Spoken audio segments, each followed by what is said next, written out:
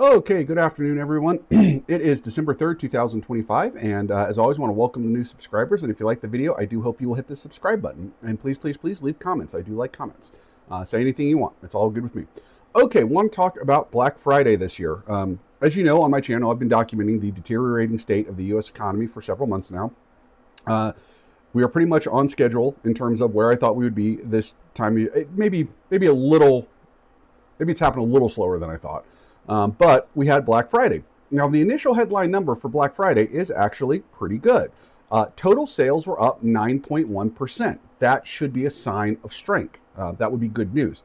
But when you look under the hood, and you see this a lot in a lot of the data that's been coming out lately, the picture gets a lot uglier real fast. Consumers spent 9.1% more money than they did last year, but they bought 1% fewer items, so they paid more and got less. But that's only the beginning of how it kind of gets ugly. There is an 11% increase in buy now, pay later use. So Klarna, which does some of that, is up 45% by volume since last year.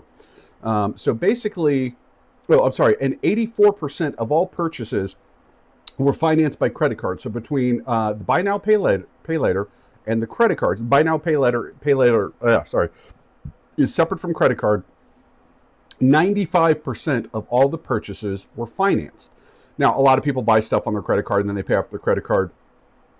So in and of itself, the fact that only 5% of the purchases were cash might not seem that terrible, except they did some polling and 67% of the consumers said they will not be able to pay off the balance within the first month.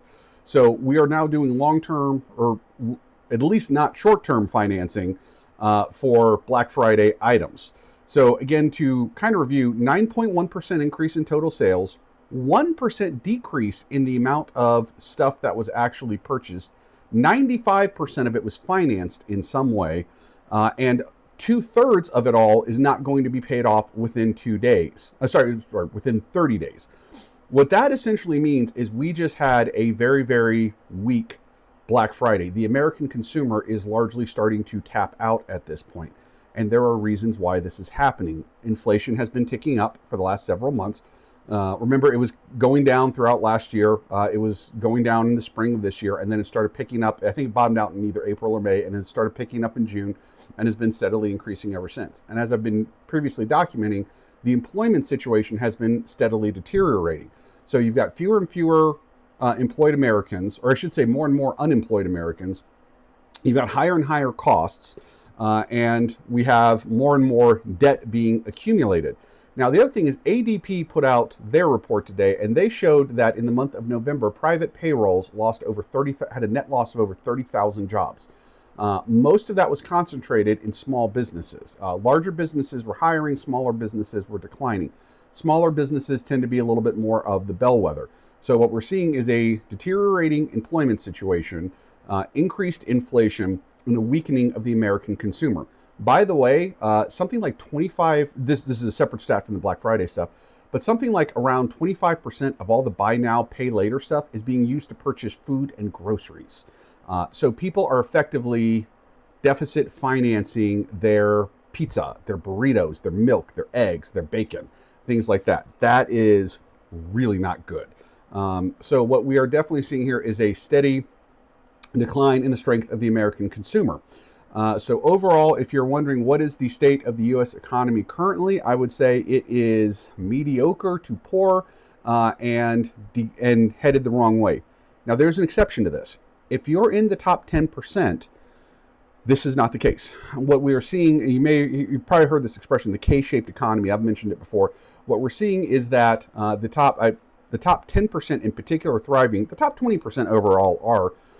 They're responsible for 50% of the consumer spending. Most of the wage growth is happening, and most of the wealth growth is happening. The stock market is being driven heavily by AI expenditure. Essentially, the AI stocks are the ones that are pushing everything up. You pull that out, and stock market's really not looking all that good. So what we have is a small segment of high-income Americans that are doing great right now, but that is almost entirely related to AI. I've seen a bunch of stats. I need to do a separate video on it about what happens if you pull the AI out of it. And that's think of like NVIDIA and Oracle and stuff like that. And it all starts getting pretty ugly pretty fast. Basically, there's no really major non-AI growth going on. I mean, there is some, but it's the AI is a huge chunk of it. And then you have the bottom 80% that is being left out entirely from this boom. So if you're looking at this from an economic perspective, you have the vast majority of Americans are either in recession or moving toward recession. You have a small minority that is doing very well, but it is largely driven by a single industry that many people, myself included, believe is in a bubble. And that is where we're at. If you're looking at this politically, this is a disaster for the incumbent party because it doesn't matter how well the top 20% are doing. They only control at most 20% of the votes. Even if you did an adjustment for voting share, because people with higher education, higher income are more likely to vote. Okay, so maybe they control 30% of the votes, 35% of the votes, something like that. That's still nowhere near enough for you to win an election on. So very, very bad news, which, you know what, that's going to be enough for this video. I actually have another topic I do want to talk about, which is Trump's policy. Is Trump basically an inflationary or deflationary president? But that's a different topic. But overall, yes, a lot of economic data coming out through Black Friday and through ADP jobs reports, and it all pretty much sucked.